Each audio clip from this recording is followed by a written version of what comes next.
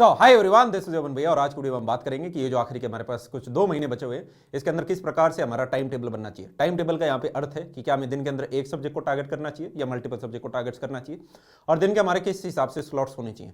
आज हम यहाँ डिसाइड कर रहे होंगे कि हर दिन हमें डिपेंडिंग अपॉन आपका गोल बोर्ड एग्जाम है, CUET है या फिर आप वो बच्चे हो जिसका प्राइमरी टारगेट JEE मेन है, हमारा हर दिन का डिपेंडिंग अपॉन हमारी ये जो डेट शीट आई है 12वीं के बोर्ड एग्जाम की, हमें हर दिन किस प्रकार से अपना शेड्यूल बनाना चाहिए।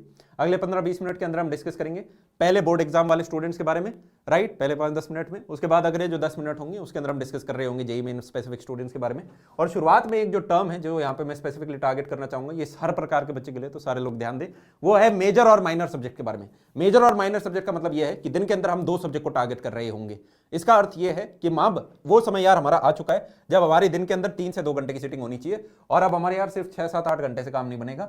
मेजर सब्जेक्ट का मतलब यह है वो सब्जेक्ट जिसको अंदर हम दिन के 6 घंटे पढ़ रहे होंगे और माइनर सब्जेक्ट का मतलब वो सब्जेक्ट जिसको हम दिन के अंदर 3 घंटे पढ़ रहे होंगे, राइट। और अगर आप JEE वाले स्टूडेंट हो तो वहां पे हो सकता है मैं पुश करके आपको कहूं कि यार हमें दिन का 8 घंटा अपना मेजर सब्जेक्ट को पढ़ना है और दिन का 4 घंटा हमारा माइनर सब्जेक्ट को पढ़ना है। और ये मेजर माइनर का अर्थ क्या है? इसका अर्थ ये है कि फॉर एग्जांपल एक बोर्ड एग्जाम के स्टूडेंट को टारगेट करते हुए ले लेते कि अगर आप वो बच्चे हो जो कि बार अभी मान लो दिन का आज मेरा मैथ्स मेजर सब्जेक्ट रहने वाला है तो मैं 2 सिटिंग लूंगा 3-3 घंटे की, 6 घंटे हम मैथ्स पढ़ रहे होंगे और एक सिटिंग मेरी होगी फिजिक्स की जिसके अंदर मैं 3 घंटे पढ़ रहा हूँ और दिन के 2 घंटे आपको एलोकेट करने हैं अपने रिवीजन एंड इंग्लिश के लिए। इंग्लिश एक ऐसा सब्जेक्ट है जिसको रात को सोने से पहले हम आधा घंटा पहले देखेंगे तो हमारी चैप्टर रीडिंग हो जाएगी, कल को हमारे MCQ वगैरह कुछ क्वेश्चन आएंगे तो वो हम उसको टैकल कर पाएंगे। और रिवीजन का अर्थ ये है कि दिन में जो पढ़ा है उसको आप चाहे रिवाइज कर सकते हैं। तो 1.5 घंटा मैंने हर दिन आपका एक रिवीजन स्लॉट दिया है और साथ में हम क्या कर रहे होंगे कि ये जो हमारा डिस्ट्रीब्यूटेड सिलेबस है 60 दिन, ये 60 दिन एक तो बचे हुए नहीं है। अभी हम देखेंगे कैसे ये 60 दिन से कम है क्योंकि हमारे बीच के अंदर प्रैक्टिकल एग्जाम भी आ रहे होंगे और साथ में 6 डेज पर वीक के हिसाब से हमें मेजर माइनर का ये शेड्यूल फॉलो करना है। दिन का एक दिन एज पर योर शेड्यूल आपको अपना रखना है जिसमें आप रिवीजन या बैकलॉग का रख रहे होंगे। रिवीजन बैकलॉग का अर्थ यह है कि अभी हम पूरा इतना मोटा खासा शेड्यूल बना रहे होंगे। अब जब आप इतना लंबा शेड्यूल बनाओगे बीच में हो सकता है आप एक आध दिन बीमार हो जाओ, राइट, या फिर कुछ और किसी कारणवश आपने प्रोक्रेस्टिनेट कर दिया तो वो जो एक दिन है उसको हम यूज कर रहे होंगे अपना कोई बैकलॉग है उसको कवर करने के लिए या जो हफ्ते भर आपने 6 दिन चीज पढ़ी है उसको रिवाइज करने के लिए। तो रिवीजन हमारा हर दिन भी हो रहा होगा और दिन का एक दिन हम उसको एलोकेट सेपरेटली कर रहे होंगे।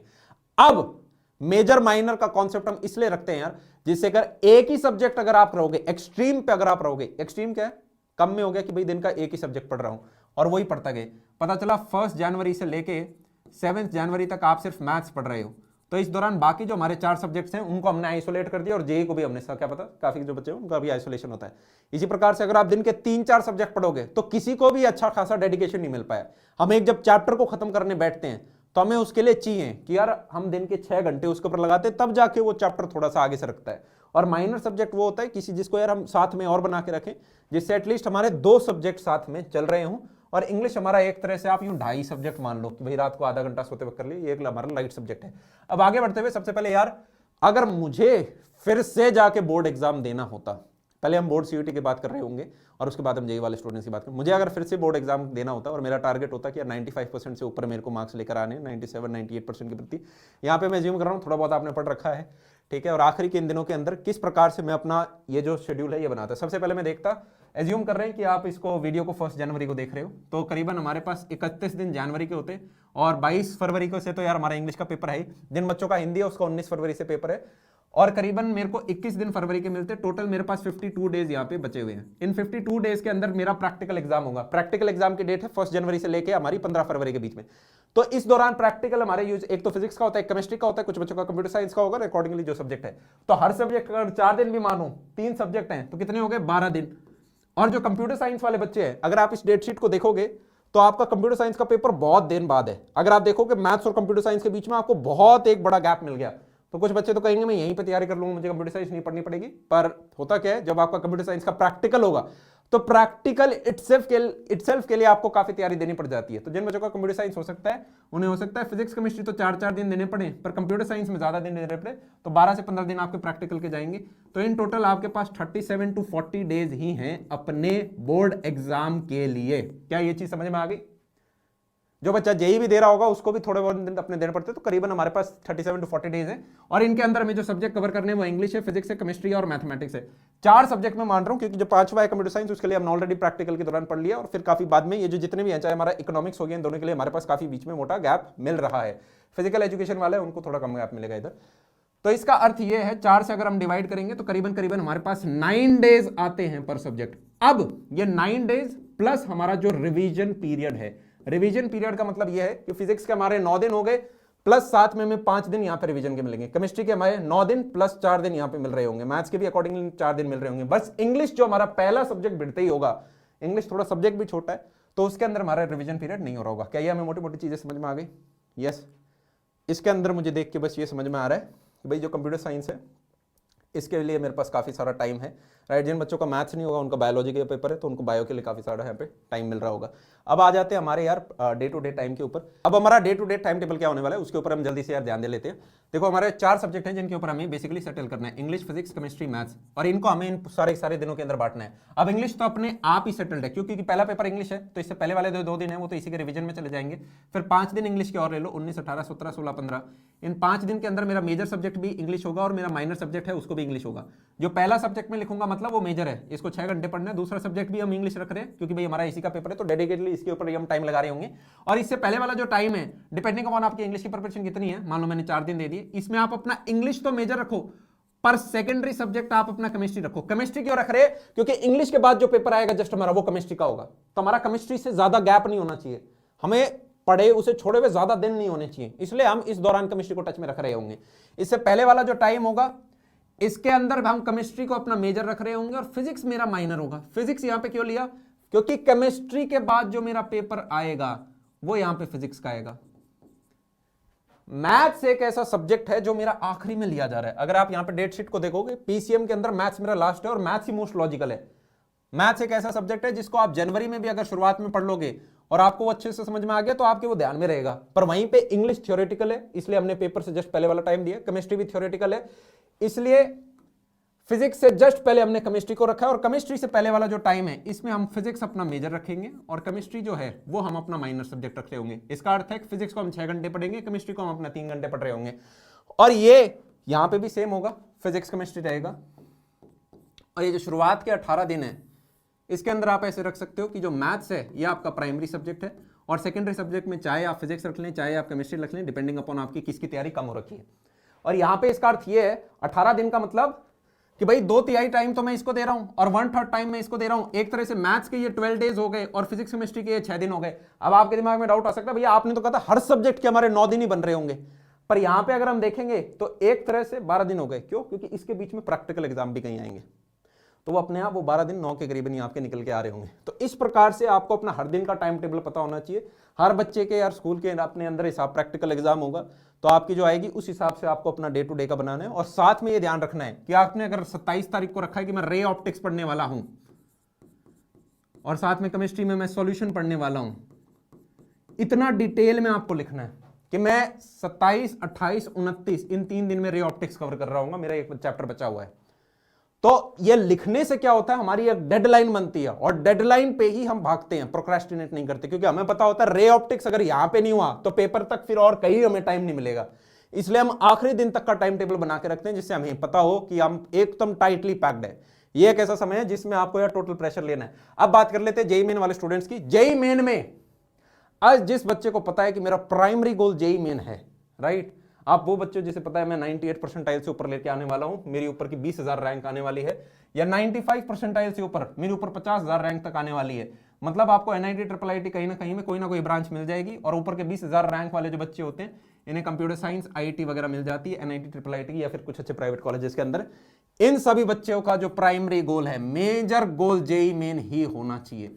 देखो यार हमारा जो पेपर है ये 24 जनवरी ऑनवर्ड्स हमारा स्टार्ट हो जाएगा और इसमें मात्र जनवरी में हमें 23 दिन मिल रहे हैं, राइट। इसके बाद हमारा जो फिर फेब है, मार्च है और यहां पे 1 अप्रैल से फिर से हमारा सेकंड अटेम्प्ट आएगा। अब आप में से कई सारे स्टूडेंट्स होंगे जो सोच रहे होंगे यार सेकंड अटेम्प्ट में हम अपनी तीर मार लेंगे। नहीं, जो बच्चा सीरियस है, जो बच्चा ऊपर की 20,000 रैंक में आना चाहता है, जो आएंगे वो सारे के सारे, कई सारे बच्चे होते हैं जो फर्स्ट अटेम्प्ट में मीटर खींच देते हैं, क्योंकि यहाँ पे बाकी बच्चों की तैयारी कम होती है, सेकंड के हिसाब से बैठे हैं और फर्स्ट में अगर आप अच्छा परफॉर्म कर देते हो आपकी बढ़िया 1% आ जाती है। आप वो बच्चे जो ऊपर इसको टारगेट कर रहा है कि मैं 20,000 नहीं 10,000 में आऊं, मैं 10,000 नहीं मैं 5,000 में आऊं, 5,000 नहीं ऊपर के 2,000 बच्चों में आऊं, तो इस दौरान आपका सबसे इस पे टारगेट करें और इसमें भी मार्क्स बढ़ाने के लिए आपका सबसे बड़ा जो रॉकेट होने वाला है वो हैं कि एटलीस्ट आपको 10 मॉक टेस्ट देने हैं। और मॉक टेस्ट का मतलब चाहे आप प्रीवियस ईयर क्वेश्चन दे लें, पर एक बार में 3 घंटे की हमें पूरा पेपर की सिटिंग बैठनी है। ये हमें करना ही करना है, ये हम आपको अपने अनुभव से बता रहे हैं। बच्चे जब मॉक टेस्ट देते हैं, हमें बड़ा डर लगता है बच्चे एज अ स्टूडेंट कि यार मॉक टेस्ट देंगे हमें अपनी खुद की रियलिटी पता चल जाएगी, पता नहीं मेरे मार्क्स आएंगे, मेरा सिलेबस अभी पूरा नहीं हुआ, नहीं अभी मैं पेपर नहीं दे सकता, एकदम डरते रहते आखिरी दिन तक, फिर एकदम से पेपर देके आते तब सबको नंबर पता चलते हैं। तो यहां पर आपको हमेशा बच के रहना है। पहले 10 मॉक टेस्ट दो, हर एक मॉक टेस्ट से आपकी प्रैक्टिस बढ़ेगी और आप ये देखोगे मॉक टेस्ट के बाद आपको नंबर बढ़ते हुए अपने दिख रहे होंगे। तो अगर आप वो बच्चे हो जो 20,000 से अपनी रैंक बढ़ा के और ऊपर आना चाहता है, आपको मॉक टेस्ट देने ही देने हैं। जो सारे टॉपर्स हैं वो सारे मॉक टेस्ट देते हैं, वो हो सकता है 40-50 मॉक टेस्ट दे, आपको एटलीस्ट 10 मॉक टेस्ट जरूर देने हैं, राइट। और इनको आप इस प्रकार से प्रिपेयर करें। साथ में जो हमने यार मेजर और माइनर के बीच में टाइम स्प्लिट किया था, आप अपनी तैयारी कभी भी जेई के लिए नहीं छोड़ सकते। हमारा मेजर टारगेट जेई है, तो मेजर टाइम हम अपना जेई मेन को दे रहे होंगे, जिसका मतलब है हर दिन 8 घंटे आपके जेई की तैयारी होनी चाहिए और सिर्फ 4 घंटे आपकी बोर्ड्स की तैयारी होनी चाहिए। और बोर्ड्स हमारे लिए सिर्फ इसलिए इंपॉर्टेंट है क्योंकि 75% का क्राइटेरिया है। अब 75% का क्राइटेरिया मीट करने के लिए ऐसा नहीं कि हम 75% को ही टारगेट करें, पता चला 75% को टारगेट किया, 72 आ गए, पेपर में मतलब बैठ ही नहीं पाया, एलिजिबल भी नहीं हुए किसी कंपनी के लिए। तो वहां पे हमेशा ध्यान रखना है आपका गोल एटलीस्ट 90% हो, जिससे कुछ बीमार भी हो गए, पेपर ऊपर नीचे भी होगा, किसी भी पर्टिकुलर सिनेरियो में आपका 75% से नीचे नहीं आएगा। और जो भी बच्चा 98 परसेंटाइल से ऊपर लेके आता है, ये हमारा पर्सनल अनुभव है फिजिक्स केमिस्ट्री मैथ्स के अंदर, उसके लिए 90% से ऊपर लाना बहुत आसान काम है। मैं बहुत कम बता रहा हूं आपको, ये बच्चा बोर्ड के अंदर 90% से ऊपर इजीली लेके आता है, अनटिल अनलेस आप बहुत ही बड़ा कुछ एक्सेप्शनल ब्लंडर ना कर दें कि आपने एक दिन भी नहीं पढ़ा, आपने 4 घंटे भी नहीं दिए बोर्ड एग्जाम के लिए। क्या चीज समझ में आई? We have to keep JEE Main as our major subject. तो बस वो कुछ एक्सेप्शंस होंगे, जैसे कि फॉर एग्जांपल ये जो 23 दिन है, इसको इस प्रकार से मान लें, Monday, Tuesday, Wednesday, Thursday, Friday, Saturday, Sunday. आप अपने डे एलोकेट कर दो कि वेडनेसडे और संडे को मैं पक्का मॉक टेस्ट देता हूं। तो ये जो आप अपना मेजर 8 घंटे का देंगे, 8 घंटे लग जाएंगे करीबन आपको एक मॉक टेस्ट देने में, क्योंकि जब भी आप एक मॉक टेस्ट देगो तो आपको 3 घंटे तो पेपर देने में लगेंगे और उसके बाद 3 घंटे लगेंगे अपनी गलतियां एनालाइज करने में कि इस क्वेश्चन को कैसे किया जा सकता था, मेरा तुक्के से तो आंसर नहीं आ गया, क्या क्या क्वेश्चन है जो मिस हो गए। तो वहां से आपकी काफी एक लर्निंग आ रही होगी और उसकी एक चाहो तो आप एक सेपरेट नोटबुक भी बना के रख सकते हो कि कौन कौन सी जो मेरी मिस्टेक्स है, तो उनका आप ध्यान रखोगे, वो आपको बहुत अच्छे से ध्यान रहेंगी क्योंकि वो आपने गलतियां करी और उसके बाद उनके ऊपर काम किया। तो इस प्रकार से आपके वो चीजें ज्यादा गहरी तरीके से याद रहती है।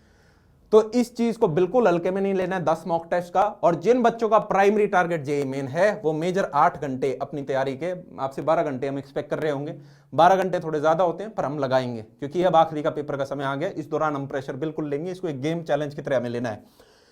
हाँ, ऐसा हो कि यार हो सकता है आपका बीच में मान लो 8 जनवरी को, ठीक है, या 18 जनवरी को आपका कोई प्रैक्टिकल का एग्जाम है, तो इससे जो पहले वाले 2 से 3 दिन है, इसके अंदर आप यह कर देना कि 8 घंटे तो आप स्कूल का पढ़ रहे हो, पर फिर भी 4 घंटे हम जेईई का जरूर पढ़ेंगे कि भाई 2-3 दिन बाद मेरा प्रैक्टिकल पेपर ही आएगा, उस दौरान के लिए भी हम 4 घंटे जेईई को जरूर हाथ लगा रहे होंगे। हम अपना गैप नहीं छोड़ेंगे, और गैप इसलिए नहीं छोड़ेंगे क्योंकि एक ऐसी विंडो आने वाली है जिसमें आपको चाह के भी गैप छोड़ना पड़ेगा, और वो विंडो है ये वाली।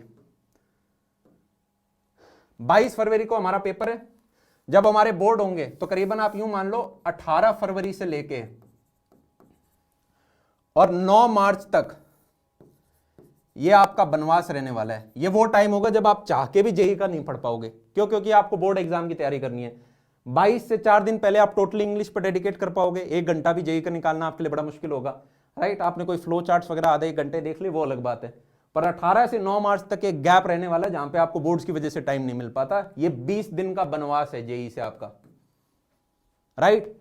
तो जो बच्चा सीरियस होगा वो तो फर्स्ट अटेम्प्ट में ही अपना मीटर खींच रहा होगा यार, और सेकंड अटेम्प्ट में भी आपको कोई बहुत बड़ी लेवरेज नहीं मिल रही होगी। यहां पे आपको दिख ही गया होगा, सारा टाइम हमारा बोर्ड एग्जाम के अंदर चला जाएगा। ये 9 मार्च आ गया, फिर मुश्किल से आपको 10, ये बीच में कंप्यूटर साइंस का पेपर भी आएगा, आपको मुश्किल से मतलब वहां 15 दिन मिलेंगे, और 15 दिन के अंदर बस आप रिवाइज ही कर पाओगे क्योंकि बोर्ड एग्जाम के दौरान इतनी हम चीजें भूल चुके होते हैं फिर।